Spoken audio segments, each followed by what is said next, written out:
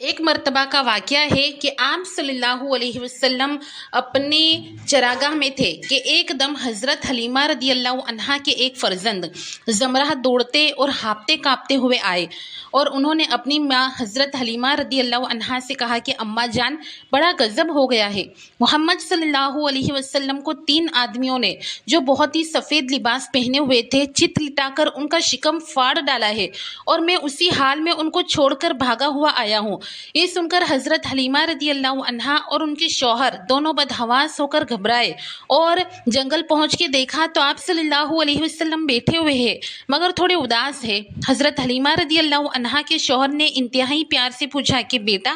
کیا بات ہے؟ تو آپ صلی اللہ علیہ وسلم نے فرمایا کہ 3 شخص جن کے کپڑے بہت ہی سفید اور صاف ستھرے تھے میرے پاس آئے اور مجھ کو چت لٹا کر میرا شکم چاک کر کے اس میں سے کوئی چیز نکال کر باہر پھینک دی اور پھر کوئی چیز میرے شکم میں ڈال کر شگاف کو سی دیا، لیکن مجھے ذرہ برابر بھی تکلیف نہیں ہوئی۔ یہ واقعہ سن کر حضرت حلیمہ رضی اللہ عنہا اور ان کے شوہر دونوں بے حد گھبرائے اور شوہر نے کہا کہ حضرت حلیمہ مجھے ڈر ہے کہ ان کے اوپر شاید کوئی آسیب کا اثر ہے، لہٰذا بہت جلد تم ان کو ان کے گھر والوں کے پاس چھوڑ آؤ۔ اس کے بعد حضرت حلیمہ سعدیہ رضی اللہ عنہا آپ کو لے کر مکہ مکرمہ آئی کیونکہ انہیں اس واقعے سے خوف پیدا ہو گیا تھا کہ شاید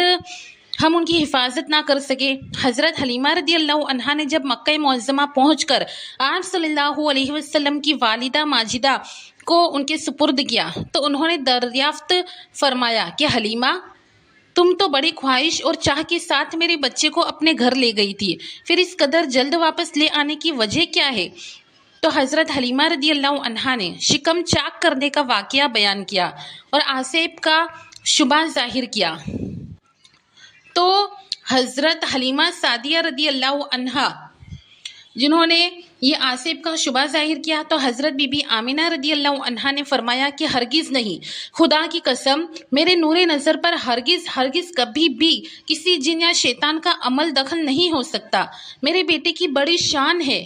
پھر ایام حمل اور وقت ولادت کے حیرت انگیز واقعات سنا کر حضرت حلیمہ رضی اللہ عنہا کو مطمئن کر دیا اور حضرت حلیمہ رضی اللہ عنہا آپ صلی اللہ علیہ وسلم کو آپ کی والدہ ماجدہ کی سپرد کر کے اپنے گاؤں میں واپس چلی گئی اور آپ صلی اللہ علیہ وسلم نے اپنے والدہ ماجدہ کی آغوش تربیت میں پرورش پانے لگے۔